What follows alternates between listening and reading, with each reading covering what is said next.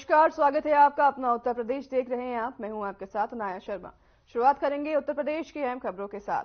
22 जनवरी को श्री राम जी की प्राण प्रतिष्ठा के ऐतिहासिक अवसर पर प्रधानमंत्री नरेंद्र मोदी के आह्वान पर प्रतिदिन चलने वाले स्वच्छता कार्यक्रम के क्रम में बीजेपी जिला उपाध्यक्ष सत्येंद्र नागर ने दनकौर गौतम बुद्ध नगर में शनिदेव मंदिर में स्वच्छता अभियान में श्रमदान किया। इसके बाद पूजा अर्चना की। बता दें कि 22 जनवरी को दनकौर में सभी मंदिरों में भजन कीर्तन व भंडारे का आयोजन किया जाएगा और इस अवसर पर मंडल अध्यक्ष भाजपा हरिदत्त शर्मा समेत बड़ी संख्या में बीजेपी के कार्यकर्ता और नगरवासी उपस्थित रहे।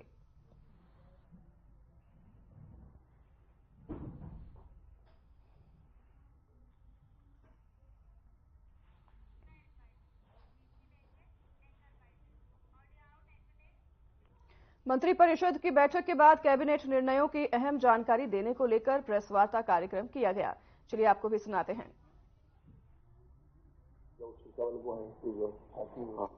तीन विषय हैं जो निजी विश्वविद्यालय से संबंधित और एक सेमीकंडक्टर संबंधित, 4 विषय उनके हैं और फिर माननीय चौधरी साहब रखेंगे। उसके बाद कुछ विषयों पर हम भी आपसे वार्ता करेंगे। Thank you. श्री योगेंद्र उपाध्याय जी। माननीय योगी जी के जो शासनकाल आया उसके बाद शिक्षा का उत्तर प्रदेश में आशा से कहीं अधिक वृद्धि हुई है, उसके क्वालिटी में भी और क्वांटिटी में भी। जो इन्वेस्टमेंट के अभी एक बिंदु थे कि 1 ट्रिलियन इकोनॉमी लेनी है उत्तर प्रदेश को, उसमें भी शिक्षा का योगदान है, तो उसमें भी निजी विश्वविद्यालय का इन्वेस्टमेंट एक पार्ट है। इन सबको देखते हुए माननीय योगी जी के दिशा निर्देशन में, मार्गदर्शन में निजी विश्वविद्यालय की स्थापना का एक बहुत बड़ा क्रम चला है, जिसमें उत्तर प्रदेश में शिक्षा का क्वालिटी बढ़ेगी और अच्छी शिक्षा आएगी तो हब भी बनेगा। और उसका परिणाम भी निकल रहे हैं कि आज उत्तर प्रदेश में 5 सरकारी विश्वविद्यालय A++ नेट रैंकिंग में आ चुके हैं, 5 निजी विश्वविद्यालय A++ रैंकिंग में आ चुके हैं, A+ रैंकिंग में 3 विश्वविद्यालय सरकारी और A रैंकिंग तो कई हो गए। जबकि माननीय योगी जी की सरकार से पहले B+ के कुछ 2-3 विश्वविद्यालय थे और कोई नहीं थे। तो एक क्रांतिकारी जो गुणवत्ता में सुधार हुआ है, उसी के अंतर्गत अभी भी 3 निजी विश्वविद्यालयों को एलओआई मिला है और उनको अवसर दिया गया है, जिसमें एक है JSS विश्वविद्यालय नोएडा में हो रहा है। JSS पूरे हिंदुस्तान का नहीं विश्व में एक बड़ा नाम है, जो एजुकेशन फील्ड में काफी काम किए हैं और अच्छे अच्छे विश्वविद्यालय चल रहे हैं, विख्यात विश्वविद्यालय हैं उनके, तो उनको अनुमति मिली है। एक सरोज इंटरनेशनल विश्वविद्यालय लखनऊ को अनुमति दी गई इसी के अंतर्गत, और एक शारदा विश्वविद्यालय आगरा में। शारदा ग्रुप भी एक बहुत बड़ा ग्रुप है जो कि एजुकेशन लाइन में एक खासा नाम रखता है, देश विदेश में उनके एजुकेशन के इंस्टीट्यूट्स हैं। तो इन सबसे एजुकेशन की स्थिति में सुधार होगा, गुणवत्ता में सुधार होगा। दूसरा, सेमीकंडक्टर की पॉलिसी आई है। सेमीकंडक्टर भारत में ये उद्योग अभी शैशवावस्था में है और मात्र अभी तक 2 राज्यों ने इसकी नीति बनाई थी इसको आगे बढ़ाने के लिए। एक गुजरात था और दूसरा उड़ीसा। अभी हाल में ही कुछ महीने पहले तमिलनाडु ने भी बनाई है। इस तरह उत्तर प्रदेश देश का चौथा राज्य बन गया जिसने अपनी एक सेमीकंडक्टर नीति 2024 मंत्रिमंडल की बैठक में प्रख्यापित की है। और इस नीति का बड़े बड़े उद्योगों में जो इससे जुड़े हुए हैं, उन्होंने जब अध्ययन किया है तो सर्वाधिक उत्तम नीति इसको बताया गया है, क्योंकि ये इसका लाने का कारण क्या है। निजी क्षेत्र में इन्वेस्टमेंट आएगा बहुत बड़ी मात्रा में, 1 ट्रिलियन इकोनॉमी को बढ़ाने में मदद करेगा।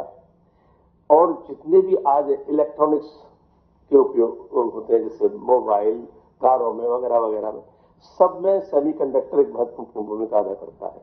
उत्तर प्रदेश अभी इस मामले में अग्रणी नहीं था, अब लीडर बने, इस उद्देश्य से इस नीति को लाया गया है। तो प्रत्येक इंडस्ट्री में इसका उपयोग है, उसको प्रोत्साहन देना।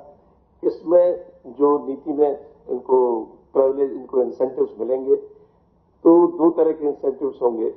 एक तो कैपिटल इंसेंटिव्स, जिसमें इनको यानी हिंदुस्तान की सरकार ने कोई 80,000 करोड़ रुपया इसके लिए तो बनाया है कि हम इस उद्योग वाले लोगों को मदद करेंगे।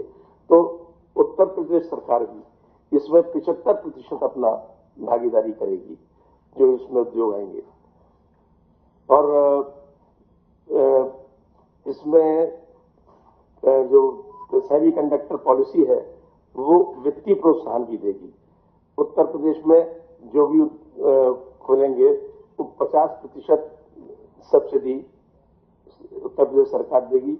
लैंड सब्सिडी के रूप में 200 एकड़ तक 75% उनको सब्सिडी मिलेगी और 200 एकड़ से ऊपर जो होगा वो अपने हिसाब से खरीद लेगा। और अभी तक 13 कंपनीज ने इसके लिए उत्तर प्रदेश में अपना इंटरेस्ट जाहिर किया है और अप्लाई किया है। इसमें पानी की उपलब्धता बहुत होती है, तो जो ये तो हुए वो इंसेंटिव्स जो कि वित्तीय है, जो गैर वित्तीय इंसेंटिव्स है, तो पानी की उपलब्धता के लिए भी अपनी सरकार ने ये प्रावधान किया है उसमें कि उनको जितनी आवश्यकता होगी उतनी पानी की उपलब्धता कराई जाएगी। और बिजली की उपलब्धता भी होगी। बिजली के उसमें भी 10 साल तक उनके जो टैक्स है उसमें भी माफी मिलेगी। और इसमें जो पेटेंट कराना चाहेगा तो उसमें राष्ट्रीय स्तर पर पेटेंट कराने वाले को 10 लाख रुपए और इंटरनेशनल स्तर पर पेटेंट कराने को 20 लाख रुपए का अनुदान उत्तर प्रदेश सरकार देगी। इंडस्ट्रीज से इसका कोलैबोरेशन, जितनी भी इंडस्ट्रीज हैं वहां पर स्किल्ड लोग पहुंचे, इसके लिए इसके साथ इस सेमीकंडक्टर पॉलिसी के साथ उनका कोलैबोरेशन होगा। वहां के लोग यहाँ पर ट्रेनिंग लेंगे और इस जो लोग ये सेमीकंडक्टर की मैन्युफैक्चरिंग को शुरू करेंगे उनसे उनका टाई अप कराया जाएगा। और उस टाई अप में स्किल्ड लेबर यानी skilled person Uttar Pradesh provide करेगा। इससे अपने प्रदेश पूरे हिंदुस्तान में इसमें कोई शक नहीं कि आर्टिफिशियल इंटेलिजेंस, इलेक्ट्रॉनिक, इस सब में अपने देश की प्रतिभाएं बहुत हैं, लेकिन वो और स्किल्ड हो, इससे जोड़कर उनको स्किल्ड प्रतिभाओं को न सिर्फ देश में स्थान मिलेगा बल्कि विदेश में भी हो जा सकेंगे। तो ये बहुत क्रांतिकारी सेमीकंडक्टर पॉलिसी योगी जी की सरकार ने आज प्रख्यापित की है और इससे एक 1 ट्रिलियन इकोनॉमी में बहुत मदद मिलेगी। दूसरा, जो हम आयात करते थे अभी तक सेमीकंडक्टर, हम अब पहले तो अपनी आवश्यकता पूर्ति के लिए कोशिश करेंगे और उसके बाद निर्यात की स्थिति आई तो निर्यात भी करेंगे।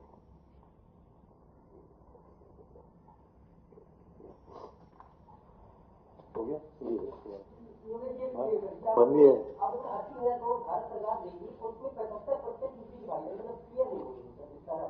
जिस उद्योग को जितना भी भारत सरकार देगी, मान लीजिए मैं लगा रहा हूं और मैंने 100 करोड़ का वो किया, उसमें 80,000 में से जो उनका केंद्र सरकार का हिस्सा होगा वो देंगे, 75% हम देंगे।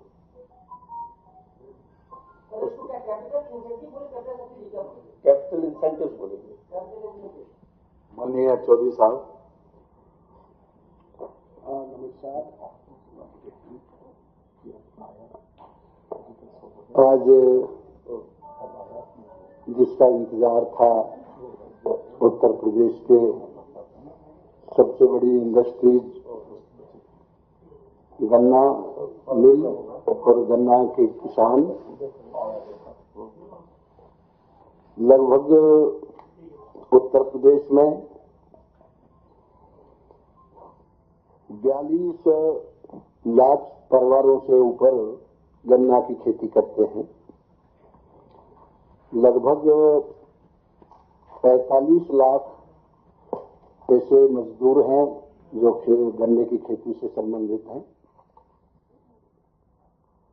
अब आदरणीय योगी जी के नेतृत्व में 2017 से लेके अब तक, जब हमारी 2017 में सरकार आई थी, उस समय गन्ने का भाव 315 रुपये प्रति क्विंटल अगेती किस्म का था।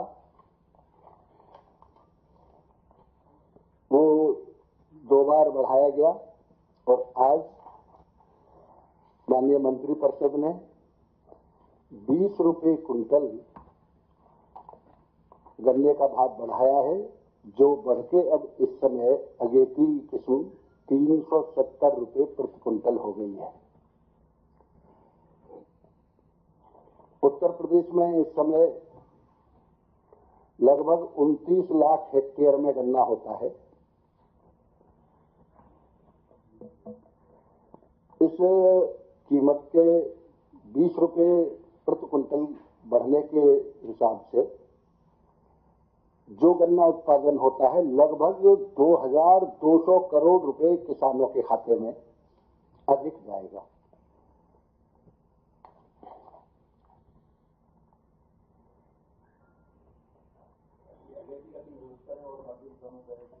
जो दूसरी वैरायटी है उसका किया गया है 360 रुपये।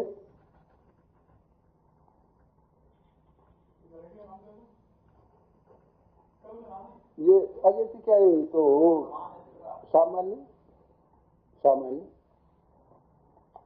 और अब तो पहले एक अनुपयुक्त वैरायटी मानी जाती थी, अब वो लगभग प्राय समाप्त है, उसका कोई औचित्य नहीं है। ये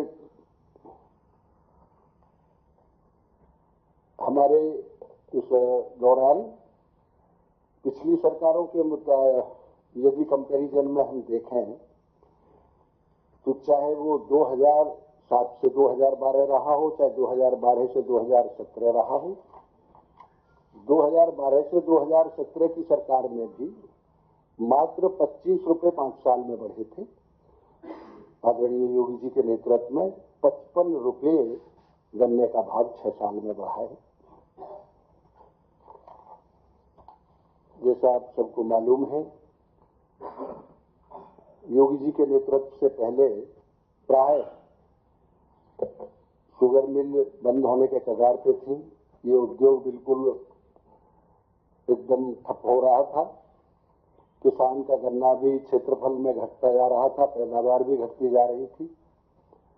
लगातार अब पिछले वर्षों से देश में प्रथम गन्ना उत्पादन में उत्तर प्रदेश है, चीनी उत्पादन में भी प्रथम है।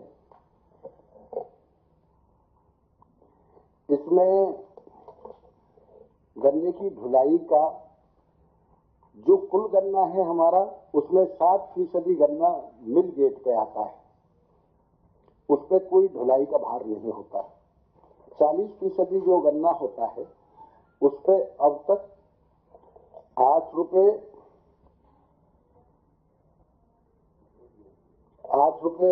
45 पैसे थे। हमने 45 पैसे इसके 8 रुपये 35 पैसे सॉरी और हमने 45 पैसे प्रति क्विंटल प्रति किलोमीटर बढ़ाया है, लेकिन ये अधिकतम 9 रुपये होगा।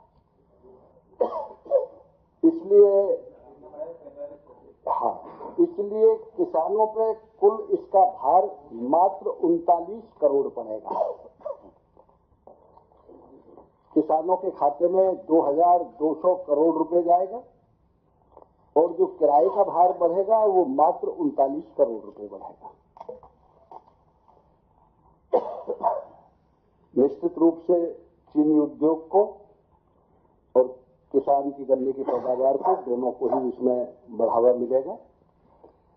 सबसे बड़ी प्रसन्नता की बात यह है, पिछली बार भी हम 98% गन्ने का भुगतान कर चुके थे और जो वर्तमान सत्र चल रहा है इसमें भी आपको जान के प्रसन्नता होगी। इस समय हम वर्तमान सत्र का 86% पेमेंट किसान को कर चुके हैं, किसान के खाते में जा चुका है। हमारी लगभग इस समय 120 मिल चल रही हैं, जिनमें 40 मिल हमारी ऐसी हैं जो साप्ताहिक पेमेंट कर रही हैं किसान को, जबकि एक्ट में प्रावधान 14 दिन का है, लेकिन 40 मिल हमारी साप्ताहिक पेमेंट कर रही हैं। ये निर्णय किसान, व्यापारी, मिल मालिक, अधिकारी सभी को बैठ के कमेटी में जो फिलहाल रुकेंगे छोटे से ब्रेक के लिए, लौटेंगे आपके पास ब्रेक के बाद।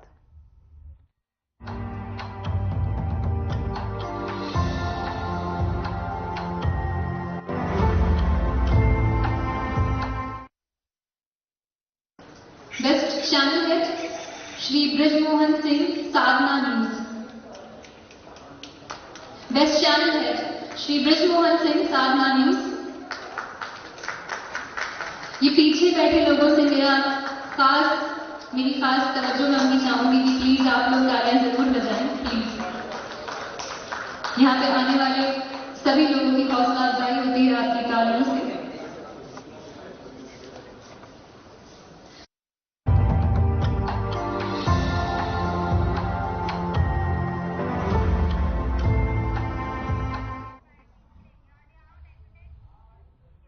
एक बार फिर स्वागत है आपका। ब्रेक के बाद रुख करेंगे खबरों की ओर। प्रधानमंत्री नरेंद्र मोदी ने विकसित भारत संकल्प यात्रा के लाभार्थियों के साथ बातचीत की है।